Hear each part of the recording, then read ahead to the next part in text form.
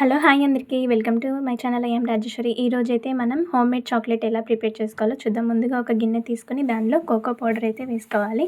అదే బౌల్స్‌తో నేను మళ్ళీ కొంచెం తురిమిన బెల్లం, కొంచెం నెయ్యి తీసుకొని ఇలా బాగా మిక్స్ చేసుకోవాలి. ఇలా మిక్స్ చేసుకున్న తర్వాత మనమైతే ఇలా పెట్టుకోవడానికి చాక్లెట్స్ మనం ఫ్రిడ్జ్‌లో పెట్టుకోవడానికి ఇలా ఉంటాయి కదా! దీంట్లో అయితే నేను వాటిని వేసుకుంటున్నాను. ఇలా వేసుకున్న తర్వాత మొత్తం కొంచెం మనకి డ్రై ఫ్రూట్స్ కావాలన్నా యూజ్ చేసుకోవచ్చు. నేనైతే ఇక్కడ ప్లెయిన్‌గా వేస్తున్నాను.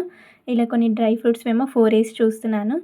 ట్రై చేస్తున్నాను ఎలా వస్తాయని. అన్నీ ఇలా పెట్టేసుకున్న తర్వాత దీనికైతే క్యాప్ పెట్టేసి మనమైతే ఫ్రిడ్జ్‌లో ఒక 1 అవర్ అన్నా, 2 అవర్స్ అన్నా పెట్టొచ్చు డీప్‌లో. పెట్టేసిన తర్వాత ఒక 1 అవర్ లేదా తర్వాత మనమైతే తీసి చూస్తే ఇలా చాక్లెట్స్ పీసెస్ టైప్ ఇలా వస్తాయి.